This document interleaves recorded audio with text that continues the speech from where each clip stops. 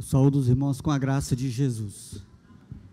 Irmãos, abram suas Bíblias aí no livro de Salmos. Eu ia falar a primeira carta aos Tessalonicenses. Livro de Salmos, Salmo de número 3. Então vamos ler a palavra de Deus que diz assim: Salmo de Davi, quando fugia de Absalão, seu filho. Senhor, como tem crescido o número dos meus adversários, são numerosos os que se levantam contra mim. São muitos que dizem de mim, não há em Deus salvação para ele. Porém tu, Senhor, és o meu escudo, és a minha glória e o que exaltas a minha cabeça. Com a minha voz clamo ao Senhor, e ele do seu santo monte me responde. Deito-me e pego no sono, acordo porque o Senhor me sustenta. Não tenho medo de milhares do povo que tomam posição contra mim de todos os lados. Levanta-te, Senhor, salva-me, Deus meu, pois feres nos queixos a todos os meus inimigos, e aos ímpios quebra os dentes. Do Senhor é a salvação, e sobre o teu povo a tua bênção. Vamos orar mais uma vez. Pai, obrigado pelo privilégio que nós temos de poder servir o Senhor, pelo privilégio de sermos teu povo, seus filhos. Obrigado também porque o Senhor nos deu a sua palavra e por ela o Senhor fala conosco. Nós te pedimos que o Senhor tenha misericórdia de nós e permita, ó Deus, que possamos ouvir com clareza a voz do teu Santo Espírito. Fale, ó Deus, conosco nessa noite. Dá-me graça de expor a tua palavra, ó Deus, com fidelidade, com zelo, com intrepidez, com humildade, na dependência do teu Santo Espírito. Fala conosco, nós precisamos muito ouvir a voz do Senhor, de tal maneira que o Senhor há de ser honrado, amado e glorificado pela exposição da sua palavra. Te pedimos no nome de Jesus. Amém.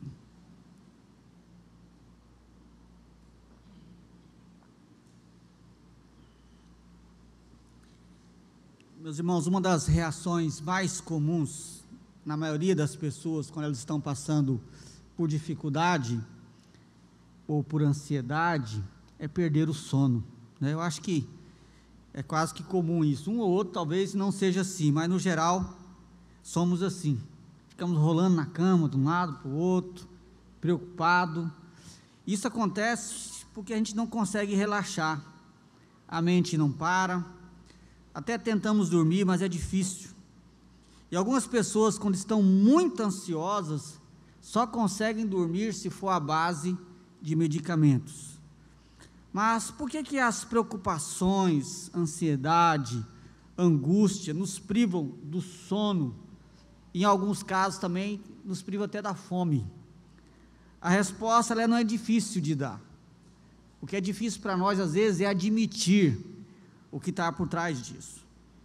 Essas coisas acontecem quando nós nos sentimos fracos, ou quando você se sente impotente, com medo.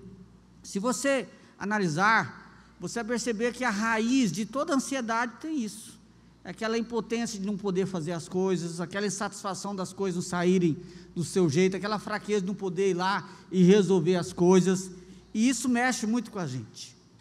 Ter sentimento de fraqueza, impotência, em alguns casos até medo, em si não é ruim. Pessoas humildes certamente vão sentir um pouco disso na sua vida. Agora, na maioria das vezes, quando esses sentimentos estão presentes em nós, fraqueza, impotência, medo, angústia, isso revela a nossa impotência e essa incapacidade de resolver os problemas. Isso nos deixa profundamente angustiados. Nós temos dificuldade de sentir fraqueza. Nós não ficamos muito tranquilos quando nós nos sentimos impotentes para resolver um problema. E problema nós sempre temos, mas isso às vezes causa em nós ansiedade, quando você perde o emprego, quando você tem uma prova para você fazer no outro dia, quando você está passando por um problema de saúde, e esses problemas eles existem justamente porque você se sente impotente de poder resolvê-los. Geralmente isso acontece que causará em nós ansiedade, que em alguns casos poderá até perder noite de sono, perde vontade de comer, e tudo isso, por quê? Porque nós perdemos o controle da vida. Nós caminhamos bem quando as coisas estão indo tudo direitinho. As coisas saíram do controle, você sente que você perdeu o controle. Isso então gera uma série de sentimentos ruins no nosso coração e nos tira do prumo. E nada nos abala mais do que sentir que nós perdemos o controle da nossa vida.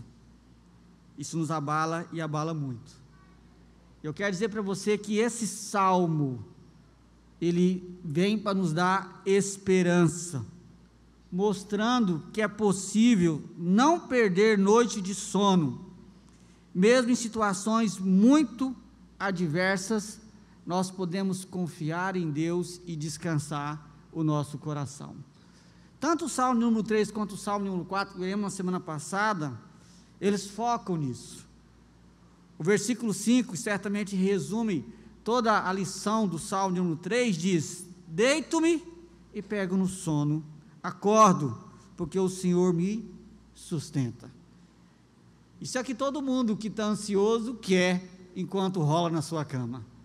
Isso é que todo mundo que está com os nervos à flor da pele quer ao deitar, mas às vezes não consegue. Mas a pergunta é: como? Como que Davi conseguia isso? Como que ele pôde conseguir isso? Mas essa pergunta vai ficar ainda mais intrigante quando você entender o contexto do Salmo. Os Salmos, no modo geral, o que os Salmos são? Eles são expressões do sentimento do salmista. Agora, os nossos sentimentos, bons ou ruins, eles estão sempre amparados num contexto. Os Salmos, no geral, nem sempre nós conseguimos saber o contexto, mas pelo menos 14 deles, nós temos descrito no Salmo o contexto em que ele foi escrito. Esse é um deles. Olha na sua Bíblia aí, se você observar, em cima do Salmo tem uma letrinha que está em itálico aí na sua Bíblia. Eu quero que você preste bem atenção nisso, porque é importantíssimo você entender esse Salmo. Diz assim, ó: Salmo de Davi, quando fugia de Absalão, seu filho. Isso está no texto original, ou seja, é palavra de Deus inspirado. Esse nome aqui, em negrito, confiança em Deus na adversidade, isso aqui é o tradutor que colocou.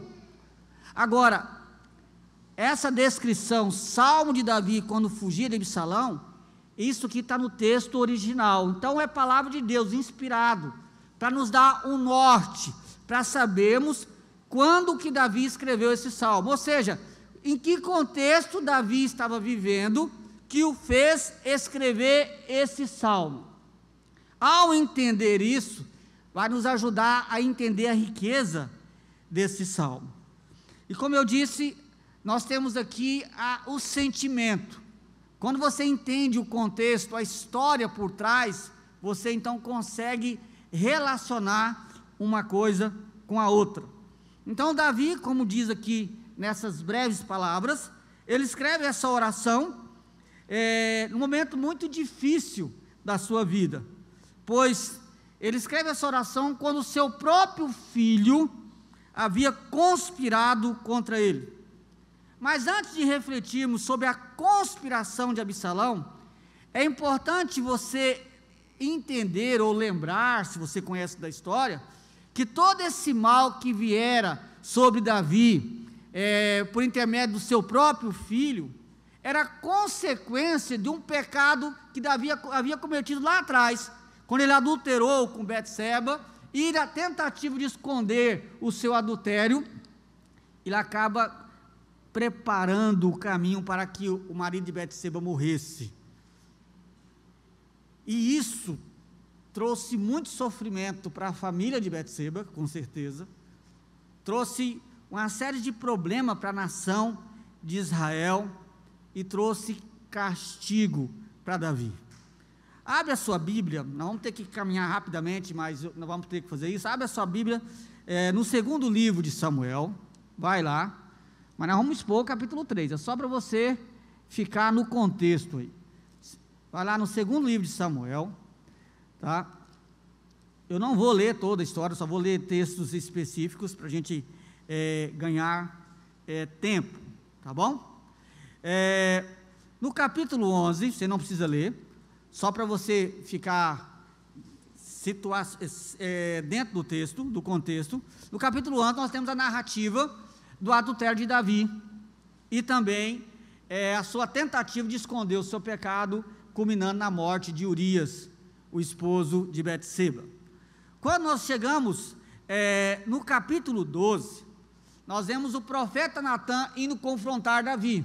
Davi tentou de todas as formas esconder o seu pecado, achou até que tinha conseguido, mas o profeta, mandado por Deus, vai confrontar Davi, e Davi então percebe que o seu pecado não estava tão escondido assim. Lembra do texto que nós lemos na liturgia, Salmo 139, em que o texto diz que quem pode se esconder de Deus? Ninguém pode se esconder de Deus. E o profeta então confronta Davi, e ao ser confrontado, e aí isso é uma coisa linda em Davi, porque o problema, irmãos, não é o fato de nós pecarmos, o problema é quando nós lidamos, quando Deus nos confronta com o nosso pecado, como Ele poderá fazer isso nessa noite, por exemplo.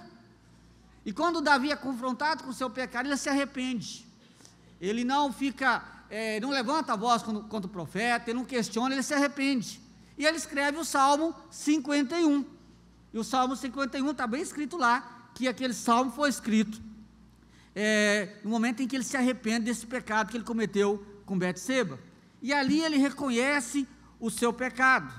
Mas, apesar de Davi ter se arrependido do seu pecado, Deus disse que haveria consequências. E por que Deus foi tão incisivo acerca das consequências? Primeiro, que Davi havia matado um homem, e de acordo com a lei, Davi deveria morrer. O fato de Deus não matar já é um ato de misericórdia de Deus.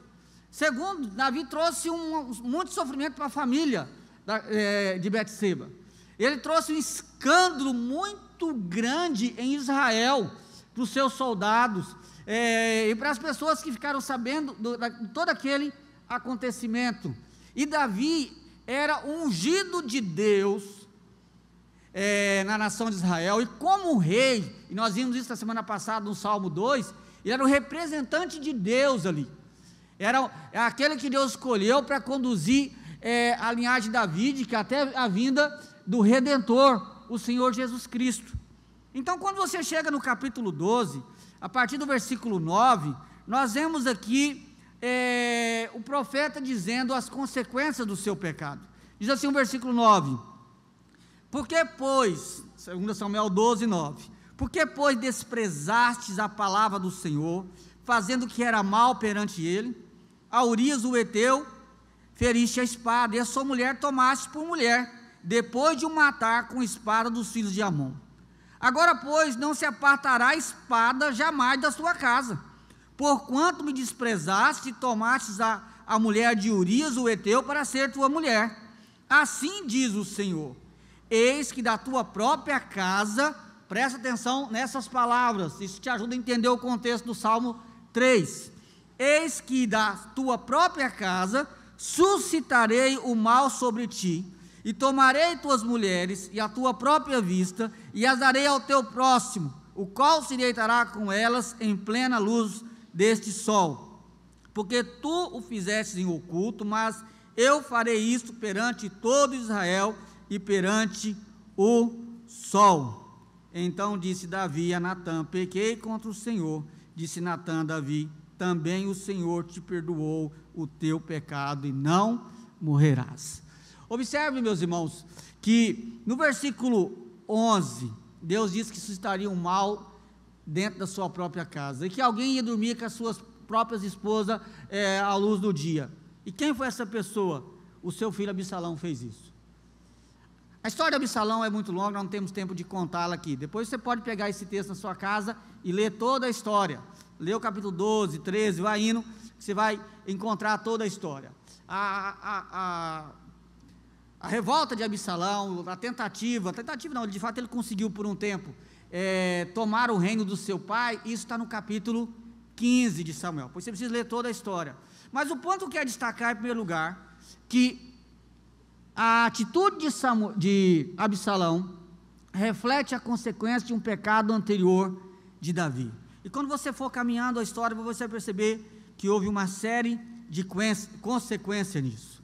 Quando chega no capítulo 15, nós então temos a descrição da revolta de Absalão contra o seu pai, e Davi então foge. E esse texto é muito curioso, porque como que Davi é conhecido na história de Israel? Como um guerreiro e dos bons. Davi era um baixinho invocado. Ele não perdia uma batalha. E ele também não fugia facilmente dos seus inimigos. Ele é conhecido como um vitorioso.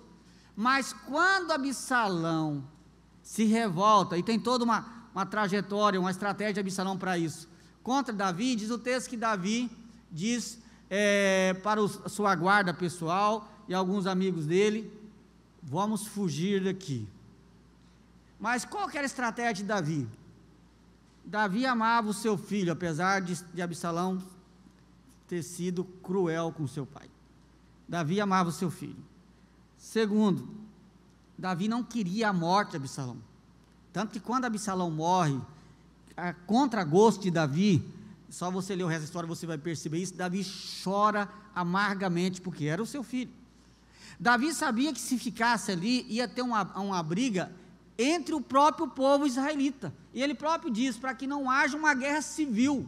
Ele não queria isso para a sua nação, então ele acha melhor sair. Em quarto lugar, Davi sabia que o que estava acontecendo era consequência do seu pecado, mas isso o entristeceu muito, obviamente.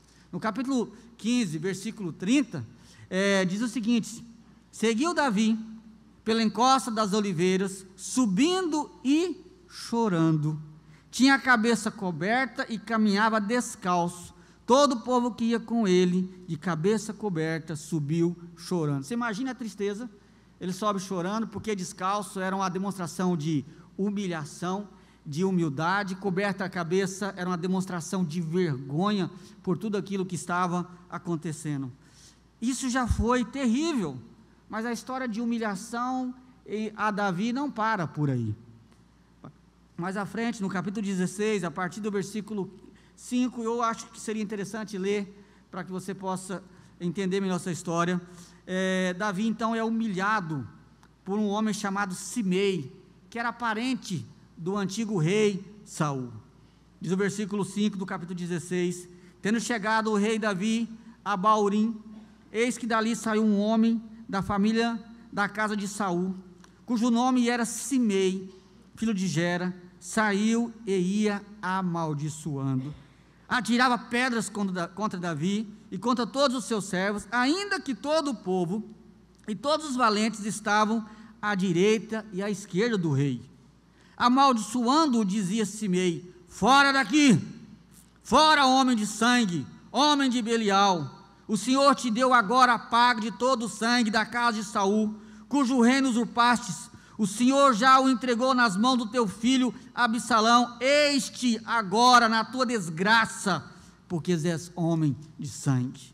Então Abissai, filho de Zeruia, disse ao rei: por que amaldiçoaria este cão morto ao rei? Ao rei, meu senhor, deixa-me passar e lhe tirarei a cabeça. Respondeu o rei: que tenho eu convosco, filho de Zeruia? Ora, deixa-o amaldiçoar, pois se o Senhor lhe disse: amaldiçoa Davi, quem diria? Porque assim fizestes. Disse mais Davi a Abissai e a todos os seus servos: eis que meu próprio filho procura tirar minha vida, quanto mais esse benjamita. Deixa-o que amaldiçoe, pois o Senhor lhe ordenou. Talvez o Senhor olhará para a minha aflição, e o Senhor me pagará com bem a sua maldição desse dia. Prosseguindo, pois, o seu caminho, Davi e os seus homens, também Simei ia ao longo do monte, ao longo dele, caminhando e amaldiçoando, e atirava pedras e terra contra ele. O rei e todo o povo que ia com ele chegaram exaustos ao Jordão, e ali descansaram. Consegue ver que situação difícil é essa? O seu próprio filho tenta tomar o seu reino, um homem sem nenhum pudor e nem nenhuma moral também tinha, ou amaldiçoa, joga pedra, humilha, mas Davi sai calado. Davi, o rei, era só ele fazer assim, ó, e Simei estava sem a cabeça, na hora, mas ele deixou, porque no fundo, Davi sabia que isso era consequência do seu pecado lá atrás, apesar de saber que Deus o havia perdoado. E é nesse contexto de dor, em que o seu próprio filho o amaldiçoa, em que uma boa parte da nação apoia Absalão e se levanta contra ele, esse benjamita o amaldiçoa, o humilha. É nesse contexto que Davi escreve o Salmo de número 3.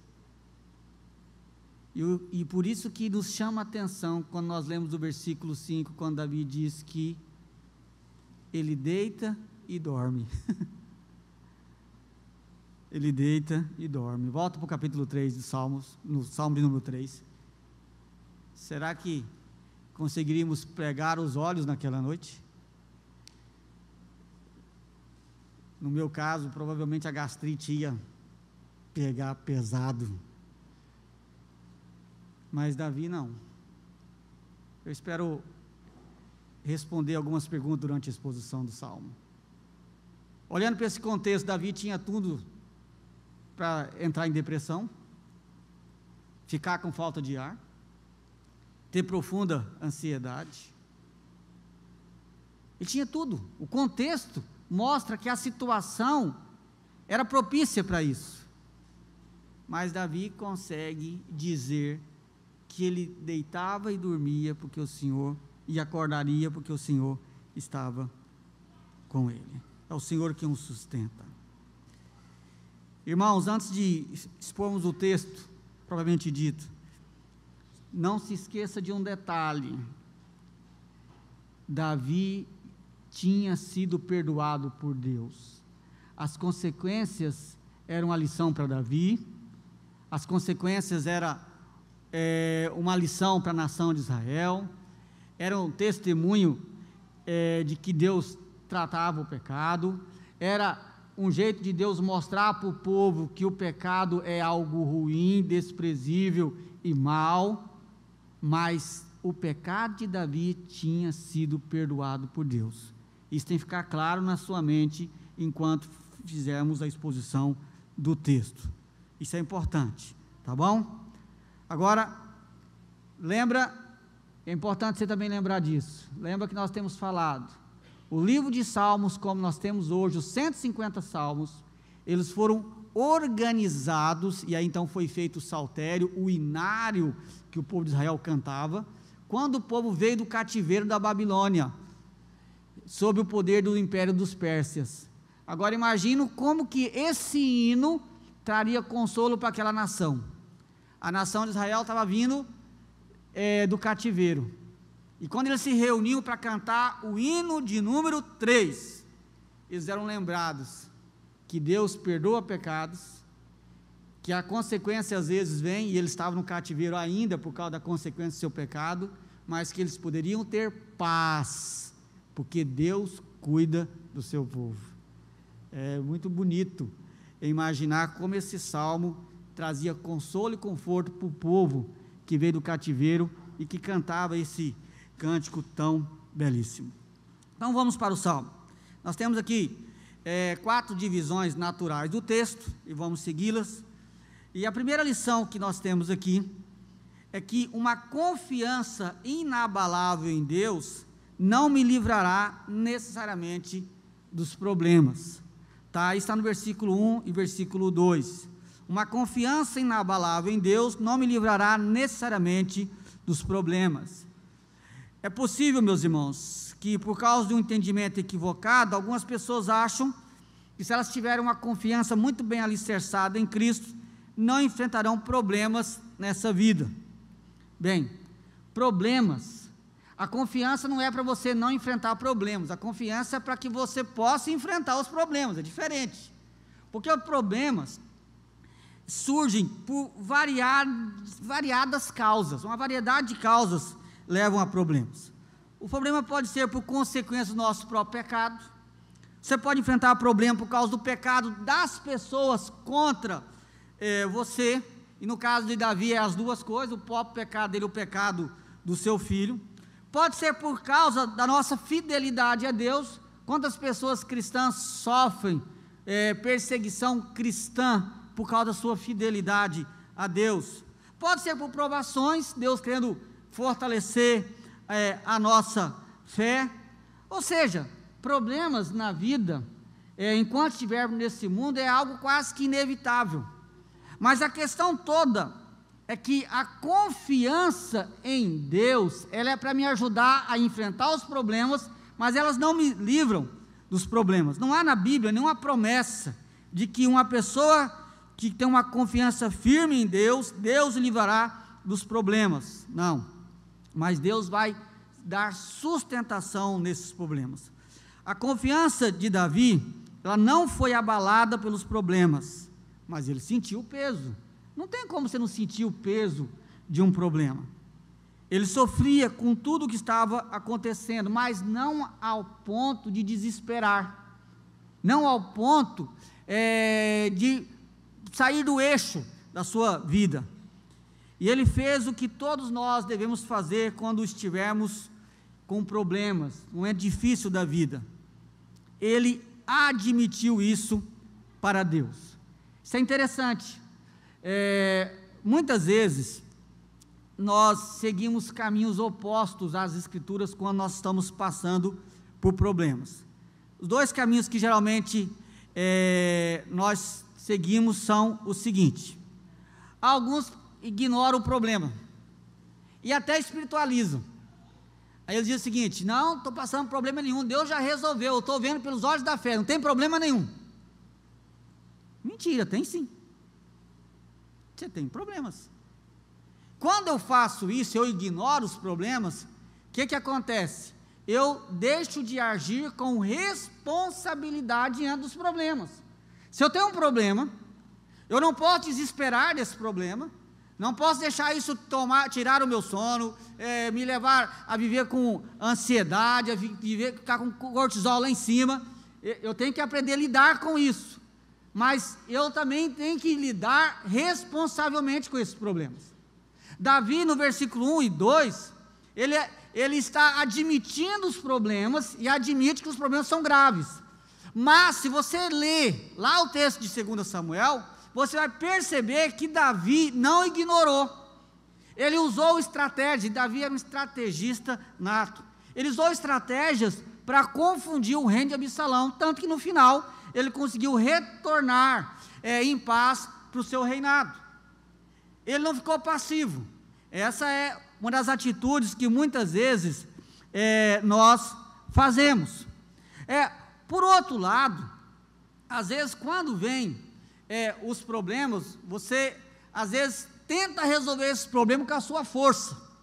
Aí você não ora, você não conversa com Deus, você não conversa com as pessoas, e você então fica tão assim focado nos problemas, não, eu vou resolver isso, comigo não é assim, eu vou para cima e tal, e você então perde de receber o milagre de Deus, porque você, ao invés de confiar, depositar sua confiança em Deus, você foca todas as suas energias, inclusive perde noite de sono também, mas é porque você fica tentando arrumar soluções, porque você quer resolver, ao invés de confiar e descansar em Deus.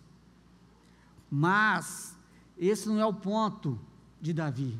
O que Davi faz é abrir o seu coração para Deus e reconhecer que de fato os problemas eram graves, porque o fato dele confiar em Deus não ia eliminar os problemas da noite para o dia. Deus tinha um propósito em tudo aquilo, como Deus sempre, meus irmãos, tem um propósito nas lutas e os problemas que nós enfrentamos.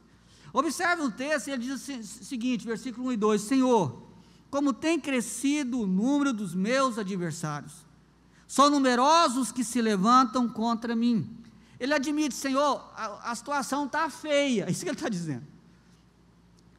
Muitas pessoas estão aderindo com Absalão, e está crescendo cada vez mais o número de pessoas que se levantam contra mim. Quando você lê a história lá em 2 Samuel, você vai ver que Davi foge com um grupo bem pequeno, de pessoas. A situação de Davi não estava boa. E além disso, diz o versículo 2, Davi diz: são muitos que dizem de mim, não há em Deus salvação para ele. Observe, além de ter o próprio filho procurando usurpar o seu trono, ainda tinha os adversários que diziam: olha, Deus esqueceu de Davi. Davi está perdido. O fato de Absalão ter conseguido usurpar o trono, e a maioria das pessoas está com Absalão, isso mostra que Deus se esqueceu de Davi. Deus não quer mais nada com Davi. Essa é algo duro de ouvir. E ele está dizendo para Deus: olha o que as pessoas estão dizendo. E isso é o que elas dizem. Mas não é isso que Davi cria. Mas isso é o que as pessoas estavam dizendo a respeito dele. E meus irmãos, Davi então, o que ele faz? Ele contra isso para Deus. Ele abre o seu coração e diz para Deus o que estava acontecendo com ele. Lembra de Filipenses? Não andeis ansiosos por coisa alguma, antes, porém, sejam conhecidas diante de Deus. O que Davi faz aqui é dizer para Deus. Deus sabe todas as coisas, mas Deus quer que eu fale com ele. E Davi está dizendo, o que estava perturbando o coração de Davi? Duas coisas. Que estava aumentando o número de gente com Absalão, e o fato das pessoas acharem que Deus tinha se separado dele. E ele então abre o seu coração e fala com Deus. Oração, meus irmãos, é um grande escape que Deus preparou para nos ajudar nesses momentos. Não deixe ser sufocado pela dura realidade que te cerca. Abra o seu coração e diga a Ele, com sinceridade, tudo o que está afligindo o seu coração. Essa é a primeira lição desse texto. Às vezes o nosso coração fica sufocado e nós não conseguimos orar. Nós não falamos com Deus. Diga para Deus o que perturba a sua alma. Diga para Deus o que aflige o seu coração. É isso que Davi fez. Todavia, ele não havia perdido a sua confiança em Deus. A segunda lição desse texto está no versículo 3 e 4. Uma confiança inabalável em Deus, ela é exercitada pela adoração. Esse texto é bastante interessante. Versículo 3 e 4 diz: porém, tu, Senhor, és o meu escudo, és a minha glória, e o que exaltas é a minha cabeça. Com a minha voz clamo ao Senhor, e Ele do seu santo monte me responde. Apesar da dura realidade em que ele se encontrava, Davi não deixou os problemas ofuscar uma outra verdade. Uma verdade é que as pessoas falavam mal dele, as pessoas se levantavam contra ele, mas a outra verdade é que Deus não havia abandonado ele. A outra verdade é que Deus continuava com ele, apesar dos problemas. Isso aqui é uma lição muito importante para nós, porque às vezes quando vêm os problemas, geralmente o que nos ocorre? Que Deus se esqueceu de nós, Deus se afastou de nós, Deus não nos ama. Mas Davi não fez isso. Apesar dos problemas serem visíveis, não tinha como negar esses problemas, estava claro. A sua confiança de que Deus continuava com ele não mudou um instante sequer. Não mudou um instante sequer. Ele cria plenamente que Deus estava com ele. Ele não ignora as dificuldades, mas ele cria que Deus estava com ele. E o versículo 3, ele não é uma oração de petição. Na verdade, até agora Davi não pediu nada. Até agora ele abre o seu coração, diz o que aflige o seu coração, e agora ele vai adorar a Deus. A petição vai vir depois. Olha que lição importante para nós. Porque quando nós estamos aflitos, em meio às dores, os problemas, o que é a primeira coisa que a gente faz? Pedir. E às vezes nós não sabemos pedir, não conseguimos pedir, e nós não estamos prontos ainda para pedir. Aprenda isso. Nem sempre eu estou pronto para pedir. E você sabe quando que eu estou pronto a pedir? Quando o meu coração é preparado pela fé em Deus. E Davi, ele então, nesse momento, ele não vai pedir. O que Davi faz nesse momento é adorar a Deus, é uma declaração de fé. Ele adora a Deus reconhecendo o que Deus é para ele. Eu vou dizer para você, nada alimenta mais a nossa fé do que pensar, refletir sobre o que Deus é para nós quando os problemas se multiplicam. Pensa nisso nessa noite. Talvez você está aqui cheio de problema. Talvez você está aqui já com a cabeça fervendo com as coisas que você tem que fazer amanhã, na segundona, que tem que resolver. E às vezes você não sabe o que fazer. Pensa sobre isso. O que é que você precisa fazer à luz desse salmo? Antes de você querer resolver os problemas, começa a pensar sobre quem Deus é para você. Aí você vai começar a enxergar uma luz no fim do túnel. Quem Deus é para você? A primeira coisa, para Davi, quem Deus é? Deus é o Senhor da aliança. É sutil isso, mas podemos tirar essa lição. No versículo 3 ele diz: porém tu, Senhor, és o meu escudo. A palavra Senhor, em letra maiúscula, ela aparece várias vezes no capítulo 3, aparece no versículo 1, versículo 3, versículo 4, versículo 5, versículo 7 e no versículo 8. A palavra Senhor na língua hebraica é o nome de Deus, o nome Iavé, é o nome que Deus se revela quando ele entrou em aliança com o seu povo. Então esse nome Iavé está intimamente ligado com a aliança de Deus com o seu povo. E o que Davi está dizendo aqui é que Deus tinha uma aliança com ele. As pessoas estão dizendo: olha, Deus se afastou de você, nunca mais Deus vai olhar para você. Ele diz: não, negativo, o Senhor é meu escudo. E quem é o Senhor? É o Deus da aliança. Lembra do sermão da semana passada? Salmo capítulo 2, aquele salmo fala do ungido de Deus, fala da aliança que Deus fez com a dinastia davídica, a aliança que Deus fez com Davi, e essa aliança, ela teria um desdobramento para toda a sua geração, ela ia culminar no grande rei davídico, que é o Senhor Jesus, mas essa aliança foi firmada com Davi, e o texto de 2 Samuel diz que essa aliança, ela nunca ia se quebrar. Se o povo pecasse, Deus o disciplinaria, mas ela nunca ia se abalar, porque Deus é fiel. Nós lemos a liturgia hoje, que se eu for infiel, Deus permanece fiel, porque Ele não pode mudar. E Davi poderia confiar nisso. E Davi está dizendo, está adorando a Deus, e está declarando a sua confiança, que o Deus da aliança é um Deus fiel. E cada um de nós aqui podemos fazer essa mesma oração, se nós enfrentarmos qualquer problema e tribulação nessa vida. Deus tem uma aliança conosco, e essa aliança, ela é inquebrável, porque ela foi feita com o sangue de Jesus. Quando Jesus diz: eis que faço uma nova aliança convosco no meu sangue, a aliança de Cristo é a aliança plena que Ele começou lá atrás, ela concretiza na obra de Cristo. A aliança que Ele começa com Davi aqui, ela tem o seu fechamento final com o maior rei da linhagem davídica, que é o Senhor Jesus. Ela é inquebrável, porque ela foi selada com o sangue do Cordeiro. Então, nós podemos sim, mesmo que passamos por vendavais, por luta, por dificuldade, por tribulação, nós devemos adorar a Deus e dizer que nós estamos firmados, porque a aliança de Deus com o seu povo, ela é inquebrável, e Jesus garante isso. Segundo lugar, ele adorava a Deus, porque Deus é o seu escudo, diz o texto.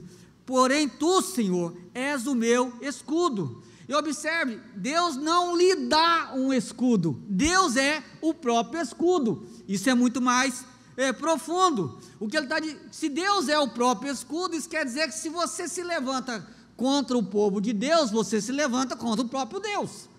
É como se alguém vem contra você e você levanta o escudo. Alguém vem e você levanta o escudo. Então, se alguém vem para atacar você, ele vai bater de frente com o escudo. E se Deus é o nosso escudo, quando alguém se levanta contra o povo de Deus, essa pessoa se levanta contra o próprio Deus. Olha que forte isso. Tem passado lutas, os problemas são grandes, os inimigos são grandes, você não sabe como resolver. Lembra que Deus é o seu escudo. De fato, muitos dos adversários tinham crescido, mas o conforto de Davi vinha pela certeza de que quem ia protegê-lo e cuidá-lo é Deus, porque Deus é o próprio escudo dele. É por isso que quando Simei começa a amaldiçoar Davi, Davi não esquenta. Deus ia cuidar dele. E Davi sabia que é só Deus mesmo. E tudo é só Deus, irmãos. Nós não temos força para nada. Uma coisa que nós temos que admitir, nós somos fracos. O povo fraco é nós. Nós somos fracos. E quanto mais nós nos escondemos atrás do escudo que é Deus, mais protegido e seguro nós vamos ser. Não fica tentando dar uma de machão e tirando o escudo de lado, não, que você vai levar na cabeça. Se proteja atrás do escudo que é Deus. É assim que você encontra paz e segurança no seu coração. Mas a gente fica tentando resolver as coisas do nosso jeito. Descansa no Senhor. E olha que diz, a terceira afirmação dele: és a minha glória e o que exaltas a minha cabeça. Essas palavras dentro do contexto faz muito significado. Os reis possuíam glórias. Lembra quando Deus fala sobre a ansiedade lá em Mateus 6, que nem Davi em toda a sua glória? Porque os reis eram homens cheios de glória, roupas pomposas, carruagens, servos, servas, palácios. E quem é Davi agora nesse momento? Um homem sem glória humana. Não tinha palácio, era até apedrejado, humilhado, perseguido pelo seu próprio filho, não tinha terra, não tinha lugar de dormir. Mas ele diz: não tem problema, porque a minha glória, a mais importante, essa ninguém pode tirar de mim, é o Senhor. A minha glória é o Senhor. O que é a glória? Glória é aquilo que mostra algum valor que você tem. Por que os reis gostam de mostrar a sua glória com riqueza e com poder? Para mostrar que são poderosos. Na Bíblia dizendo: o valor meu não é o meu palácio, não são minhas roupas, não são os meus servos, é o Senhor. Aí está a minha glória. Você sabe por que muitas vezes nós somos tão ansiosos, deprimidos?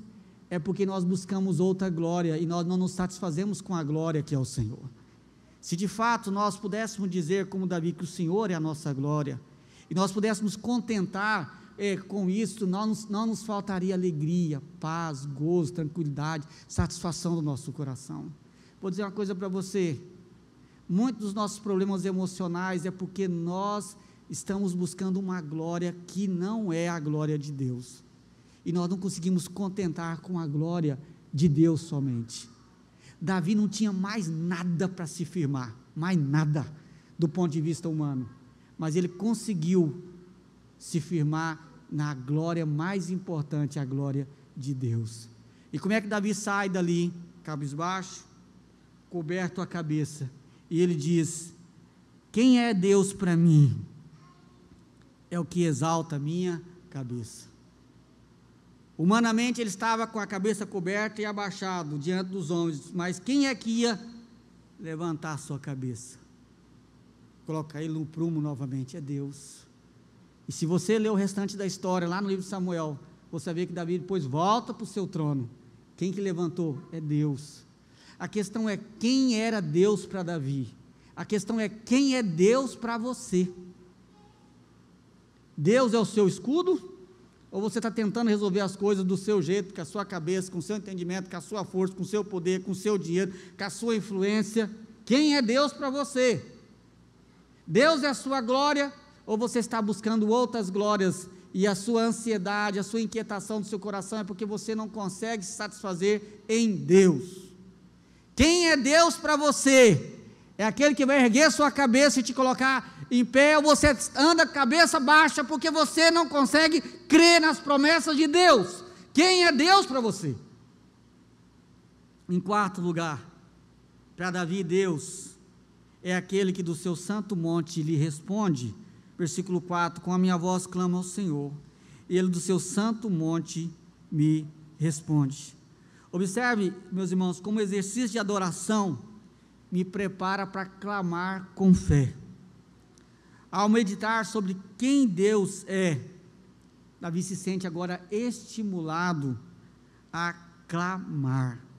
Com a minha voz clama ao Senhor. A ideia aqui é alguém que clama realmente com todo o seu coração, com confiança mesmo. Agora, qual que é a confiança? Quem é Deus para Davi, lembra? Qual é a confiança? Deus é aquele que responde. Quando ele diz aquele que responde ao santo monte, que é o Monte Sião, para o povo de Israel, era a identidade do local onde Deus havia aparecido para o povo. Então, era uma descrição metafórica e poética da presença de Deus entre eles. O ponto é, quando você ora, você crê que Deus é aquele que responde a sua oração? Deus é aquele que responde. É isso que Deus é para Davi. Deus é aquele que responde a oração. Muitas vezes nós andamos cabisbaixos, sem esperança, porque nós oramos e nem cremos que Deus vai fazer alguma coisa. E nós presbiterianos, a gente confunde um pouco as coisas, já percebi isso aí. Como é difícil manter o equilíbrio, né? Os pentecostais já saem assim, já está respondido. Os presbiterianos ficam assim, se Deus quiser. Só que se Deus quiser, esconde por trás assim. Acho que não vai muito responder, não. Está errado. Clama-me e responder-te-ei coisas grandes e ocultas que não sabe. Buscar-me-eis e me achareis, como me buscar de todo o vosso coração. Serei achado de vós, diz o Senhor. Aquele que busca, encontra. Aquele que bate a porta, abre-se-á. A Bíblia tem muito incentivo para orar. Deus nunca rejeita a oração do seu povo. Eu aprendi, já até ensinei isso no passado, que Deus responde de 3 maneiras. Eu já disse isso aqui, vou reforçar. Mas não estou dizendo que é certo, não. Mas eu já até ensinei isso e aprendi isso. Deus responde com sim, não e espere. Está errado isso aí. Deus responde sempre. Não é porque Deus não disse o que eu queria ouvir, não fez o que eu queria que Ele fizesse. E não existe não de Deus. Deus sempre vai agir em resposta a uma oração fiel do seu povo. Se Ele não mudar a situação, Ele vai mudar o seu coração para enfrentar a situação. Foi o que Ele fez com Davi. Deus respondeu a oração de Davi? É lógico que respondeu. Por isso que ele pôde dizer, eu durmo. Você acha que, da onde que veio a paz e a tranquilidade do coração de Davi? Ele puxou lá do fundo do seu coração? Paz, tranquilidade é dádiva de Deus. Ninguém consegue descansar em Deus se Deus não lhe der descanso. Ninguém consegue acalmar a ansiedade do seu coração se Deus não lhe der paz. Isso é dádiva de Deus. Deus sempre atende a oração do seu povo. Isso não quer dizer que Deus vai fazer o que você quer, do jeito que você quer, na hora que você quer, mas se Ele não fizer o que você quer, se Ele não fizer aquele milagre que você anseia, Ele vai te dar a condição de enfrentar o que você precisar de enfrentar para a glória dEle e para o seu bem, mas a sua oração não voltará vazia, diz a Bíblia. Deus atende a oração do seu povo, sim. Terceiro lugar, uma confiança inabalável em Deus me dá paz e segurança. Versículo 5 e versículo 6. Deito-me e pego no sono, porque o Senhor me sustenta. Não tenho medo de milhares do povo que tomam posição contra mim de todos os lados. Aqui nós temos a declaração máxima de confiança que Davi tinha em Deus, resumida nesse versículo. Como eu disse na introdução, não é fácil dormir quando as coisas estão desmoronando ao nosso redor. As preocupações assolam a nossa mente. Mas apesar de todos os males, Davi conseguia dormir. Apesar de haver milhares de pessoas tomando posição contra ele, o seu coração encontrou paz e segurança em Deus. Novamente eu levanto a pergunta: por que esse homem não entrou em depressão? Por que o medo não apoderou do seu coração? Por que a ansiedade não paralisou? A resposta está ligada ao que ele cria acerca de Deus. A fé nunca, meus irmãos, é um salto no escuro. Tem gente que acha que fé é um salto no escuro. O que eu quero dizer com isso? É quando nós se perguntamos, o que é fé? Fé é um negócio, ninguém sabe explicar o que é fé. Fé é uma certeza. Só que essa certeza, ela está alicerçada numa verdade. Davi tinha certeza de que Deus estava com ele. Davi tinha certeza de que Deus o havia perdoado. Davi não estava ali, apesar de saber que aqueles acontecimentos eram consequência também dos seus pecados, porque não só dele, o pecado da nação e o pecado de Absalão também, mas ele tinha certeza de que Deus o havia perdoado. Está claro no Salmo 51, e no Salmo 51, vai lá para você rapidamente, eu quero dar esse destaque sobre essa questão da paz no coração de Davi, porque Deus o havia perdoado, porque se você não tiver essa paz, você não consegue ter segurança nunca. Daí a 51, depois você lê todo o texto em casa, mas no versículo 8 ele fala, faze-me ouvir júbilo e alegria, para que exultem os ossos que me esmagastes. O que Davi está dizendo?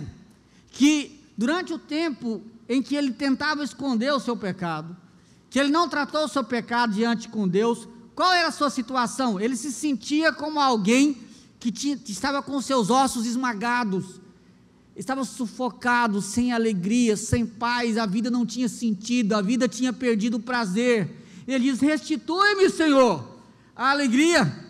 E ele diz isso também no versículo 12, restitui-me a alegria da tua salvação e sustenta-me com espírito voluntário.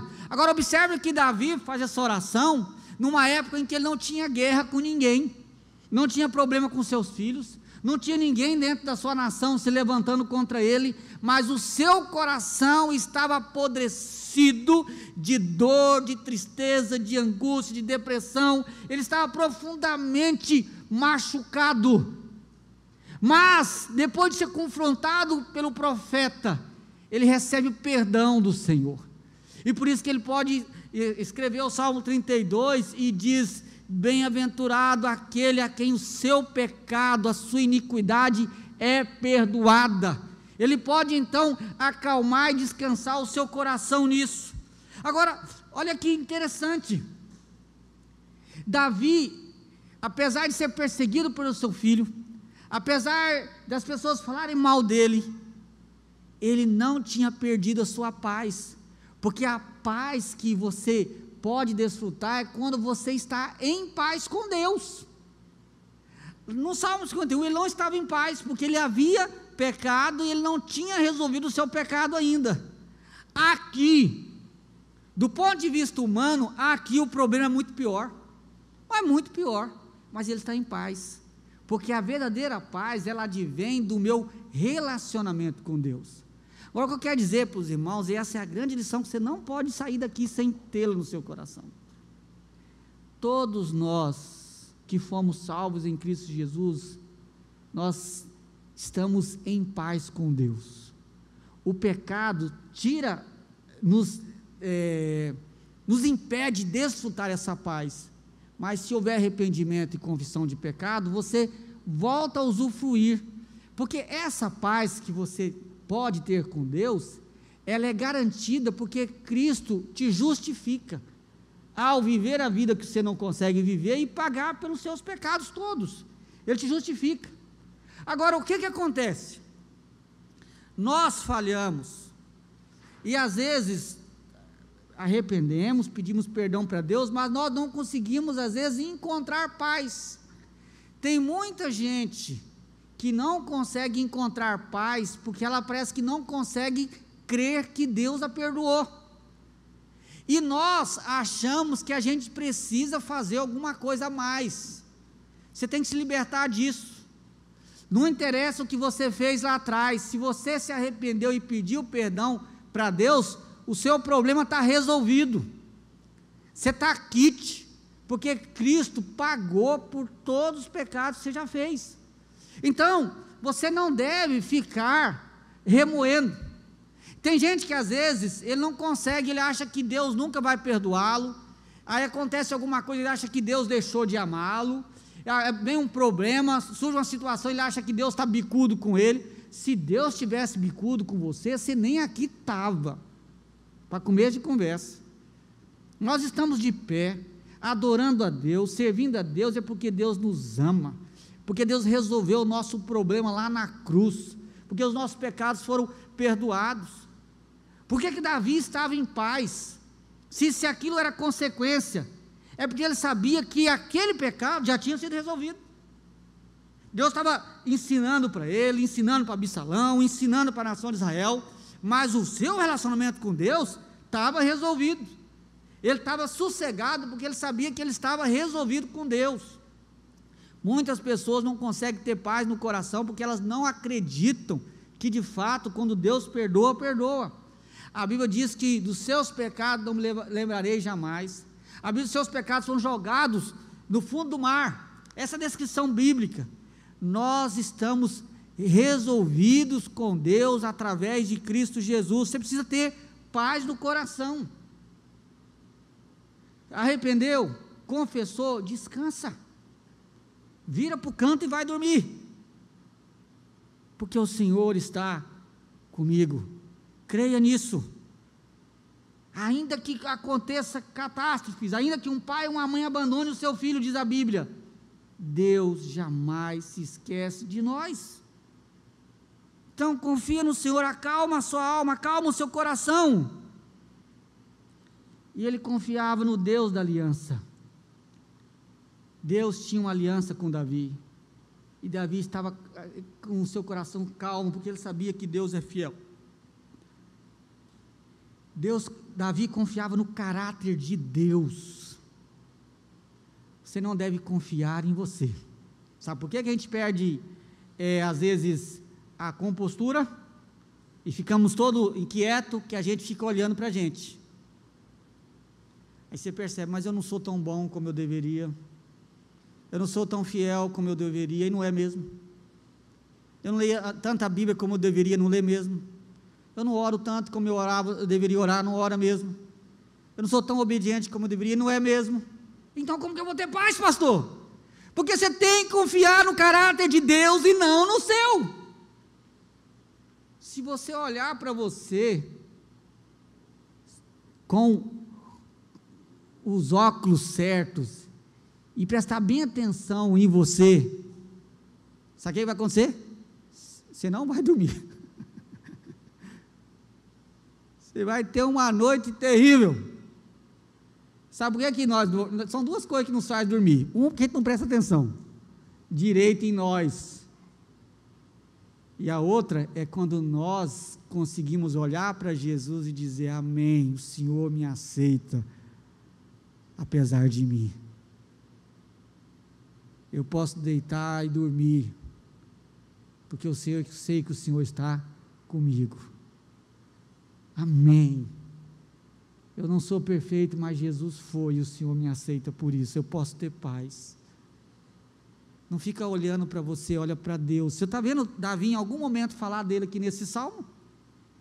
Ele está olhando para Deus, é o escudo. Deus é minha glória, Deus levanta a minha cabeça, Deus responde a minha oração. É Deus,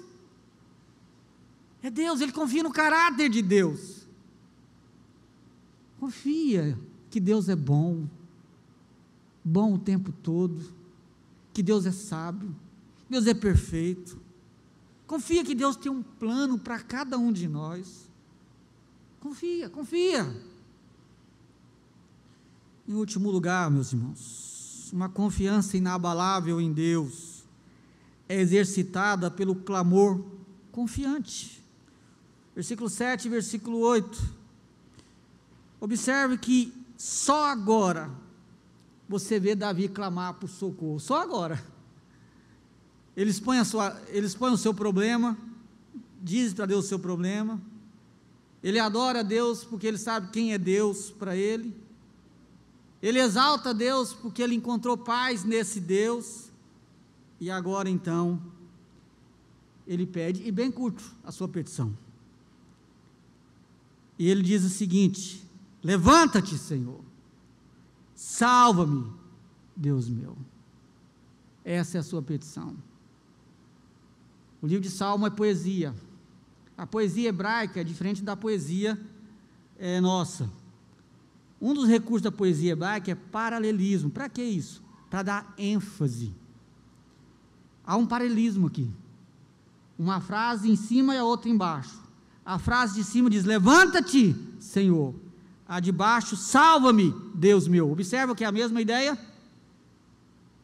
O paralelismo é só para reforçar uma ideia, e uma complementa a outra. A ideia é a seguinte: Senhor, levanta e vem me socorrer. E olha que há um paralelo de ideias. No versículo 1 ele fala: muitos se levantam contra mim, mas se o Senhor se levantar e vir me socorrer, então está tudo resolvido. Ele está dizendo, na sua oração ele pede: Senhor, vem e me salva, me tira dessa situação, levanta, venha a meu favor, porque só o Senhor pode fazer isso. E ele usa o termo Senhor, que é o Deus da aliança.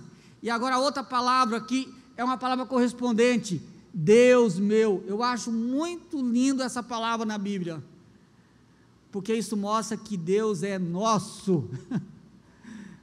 Parece estranho isso, mas é o meu Deus. Você pode dizer isso com a boca cheia. Quando você tem orgulho do seu filho, você não fala assim: ó, esse é o meu filhão. Não é assim que a gente faz? É o meu filhão. E você pode dizer: esse é o meu Deus. É meu Deus. Sabe por quê? Porque Deus lida com você como se existisse só você na face da terra. Só Deus é capaz de ser totalmente seu e totalmente meu ao mesmo tempo. É um Deus pessoal.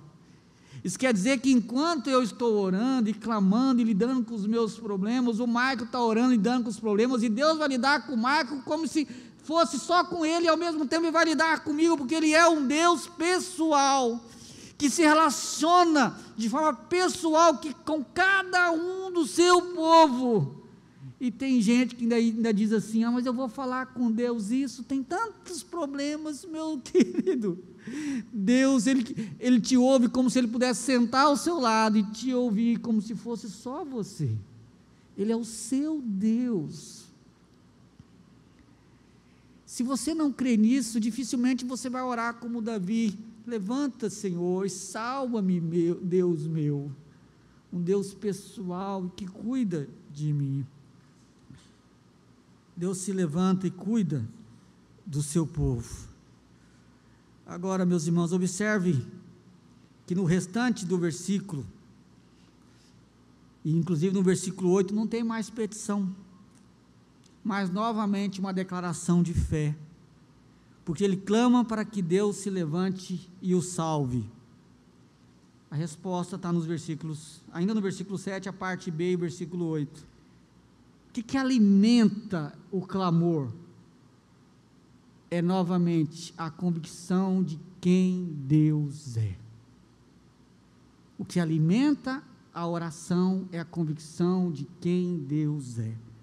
Versículo 7 ele diz: levanta-te, Senhor, salva-me, Deus meu, pois feres nos queixos a todos os meus inimigos e os ímpios quebram os dentes. Imagina um lutador, né? Na minha época o Rocky Balboa, lembra o lutador? A ideia aqui é Deus lutando por ele. Deus, na metáfora anterior, Deus é o escudo, e agora Deus é o soldado.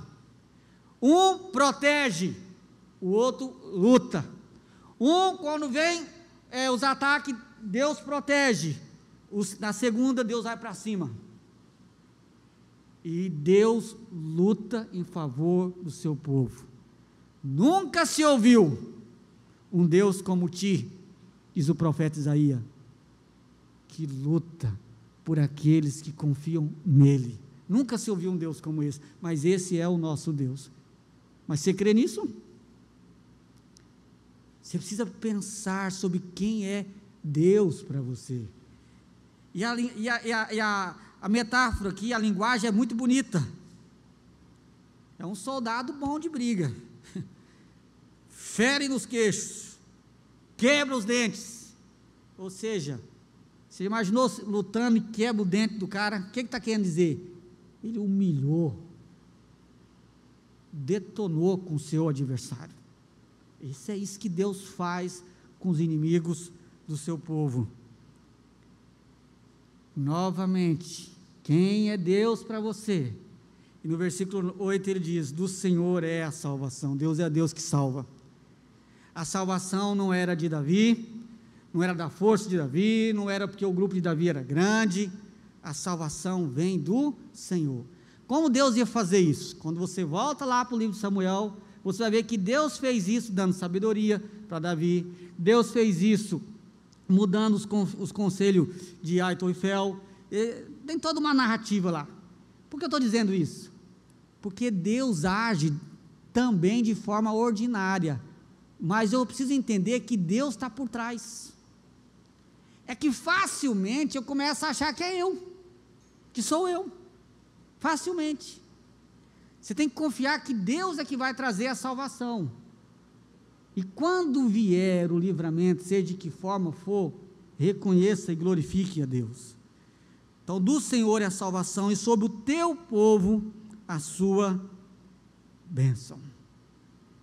É do Senhor que vem, é do Senhor, e somente do Senhor.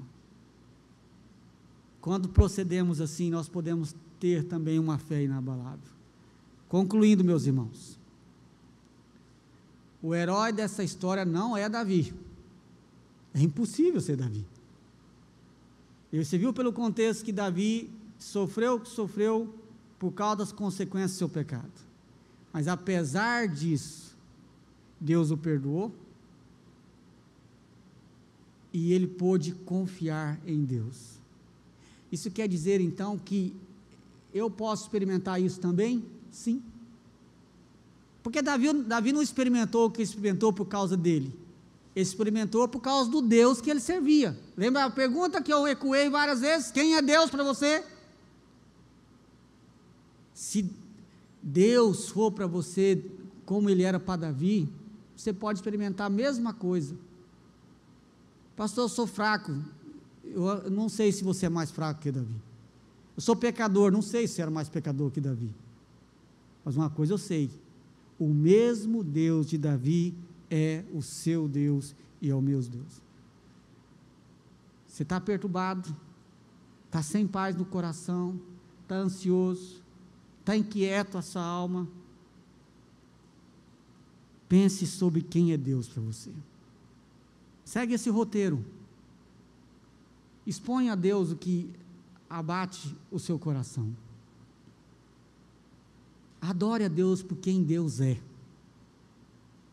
Procure confiar no caráter de Deus.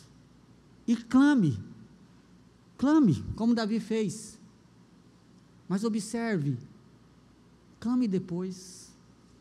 Pense primeiro quem é Deus para você. Adore a Deus por aquilo que Deus é. Adore a Deus por aquilo que Deus faz e há de fazer. E você verá que quando você for pedir, sua fé vai vir com gás, porque você já foi alimentado pela perspectiva de quem Deus é. E você vai poder concluir a oração como Davi, olhando os olhos da fé, que os inimigos vão cair no soco do guerreiro que luta pelo seu povo. Amém? Glória a Deus, né? Vamos ficar em pé, vamos orar.